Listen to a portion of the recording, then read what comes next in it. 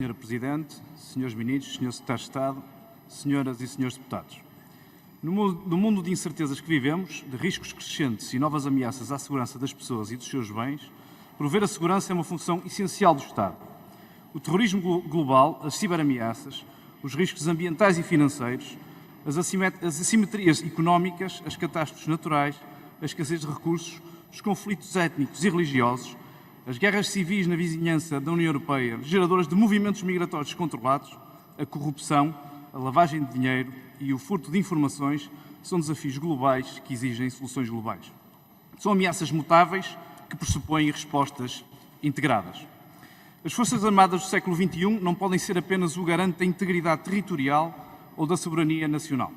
Têm de ser igualmente um agente ativo na promoção da segurança internacional e da proteção dos cidadãos em tempo de paz.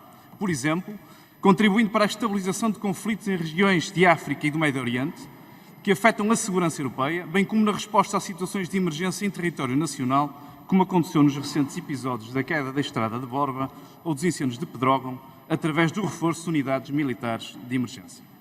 A cooperação estruturada permanente é uma resposta aos desafios globais e pode, se cumprida, ser uma solução global.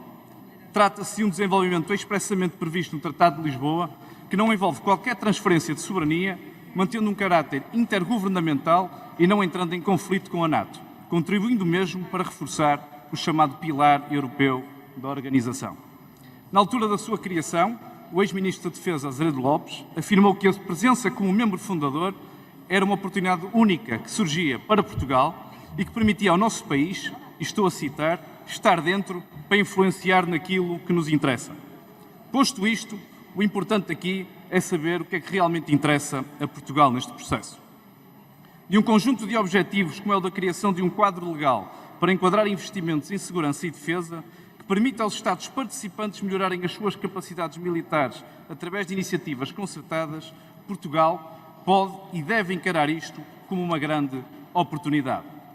E nessas oportunidades, o mar, com a nossa vocação atlântica, a lusofonia como relação preferencial e a potenciação da nossa indústria através do Fundo Europeu de Defesa são boas áreas de aposta.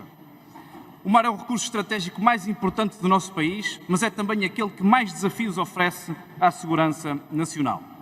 Portugal deve intensificar relações com as agências europeias que têm como missão a defesa integrada dos oceanos, como é o caso da Agência Europeia de Segurança Marítima, o garante da gestão equilibrada e sustentada dos recursos do mar.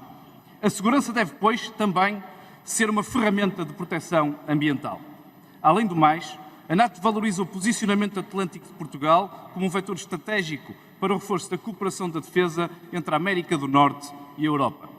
O nosso país deve, portanto, liderar na União Europeia a defesa de uma política externa que complemente e não duplique as capacidades e missões da NATO, promovendo o fortalecimento do elo transatlântico. A segunda oportunidade é aquela que encontramos nos PALOP.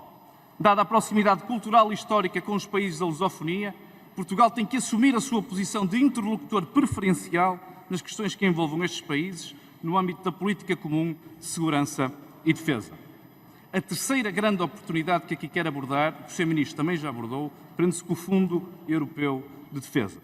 Os 13 mil milhões deste fundo não devem ficar perdidos nos grandes países, antes devem servir a vocação desta ideia de cooperação estruturada e da criação de uma sociedade resiliente. O Estado português deve liderar iniciativas que promovam a resistência e combatividade das sociedades modernas, como é o caso da criação do Mecanismo Europeu de Proteção Civil ou da entrega da Unidade de Comando da Proteção Civil às Forças Armadas, em consonância com a Constituição da República Portuguesa, que atribui este tipo de missões às Forças Armadas no número 6 do seu artigo 275.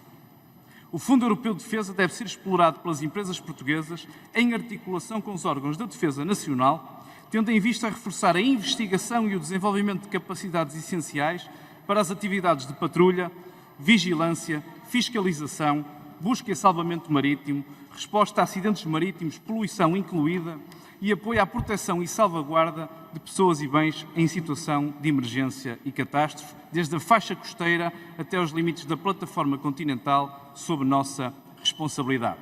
Senhores Ministros, Senhoras e Senhores Deputados, um país que esteve na criação da NATO não pode ficar na cauda da cooperação estruturada permanente.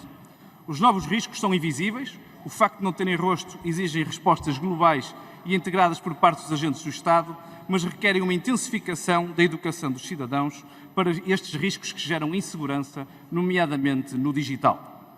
Estes novos riscos também são imprevisíveis, sabemos que vão acontecer e não se podem evitar. Devemos, pois, trabalhar na prevenção e mitigação dos seus efeitos, no que à segurança dos cidadãos e dos seus bens diz respeito.